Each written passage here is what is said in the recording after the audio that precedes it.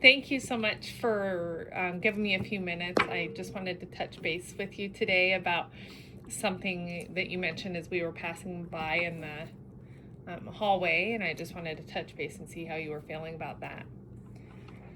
Well, the aide is still constantly on his phone, and when I try to redirect, so he's more focused on my students, he just gets grumpy and doesn't really listen, and things that I've talked with him about are still happening. So I did go and I talked to his director, the SPED teacher in charge of him, and she said she would talk with him, and change still hasn't been made. So I'm getting a little frustrated still. Okay, I totally understand that. I just want to retrack and make sure I'm understanding what you're having a problem with. And so you are just concerned because this aide continues to be on their phone rather than paying attention to the students that they're sitting with, and you've talked to him as well as his supervisor, and things still are not happening. Is there a solution that you feel would benefit you and him that we could resolve without having to have the supervisor? Or is there an idea that we could possibly implement that you would be happy with?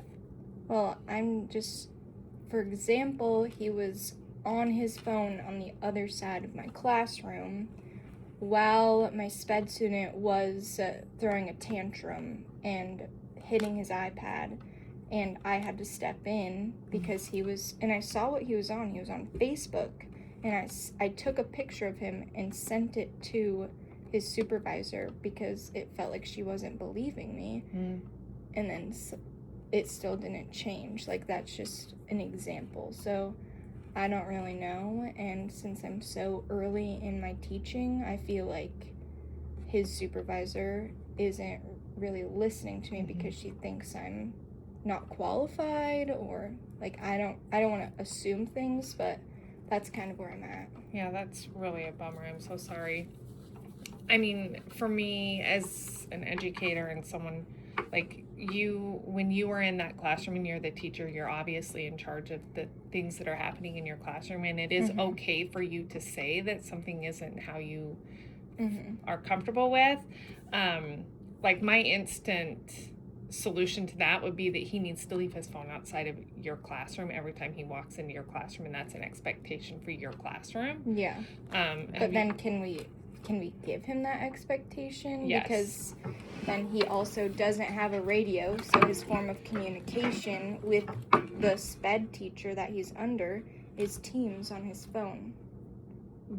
But if he needs to get contact with his supervisor when he's in your classroom, he can either walk out and do that on his phone, or you can call the teacher on the phone. Okay. So there's other ways to access his supervisor if there's an emergency in your classroom. And if the phone is really that big of an issue where it's interrupting his ability to do his job, then I would highly suggest implementing and trying that. Okay. And another thing that I'm struggling with him is when he is with my SPED students, I rearranged the classroom for my one student because he wasn't successful at my teacher table and he couldn't see the TV, so we moved his desk closer. Okay. And then my student knows the expectation that he's at his desk now, and then when that aide comes in, he immediately goes to the teacher table because it's more convenient for him, so he can leave the student and be in the back of the room and kind of watch. But I had a conversation. I was like, oh, you need to be at your seat, to the student. And then the para argued with me in the front of the room, in front of the student, and said he's okay here with an attitude. And I was like, he knows his expectation and he needs to move back. And my student did listen, but he can't. If he wants to have a conversation with me, then he can have it with me, but not in front of my class, because then I feel like that takes away from the respect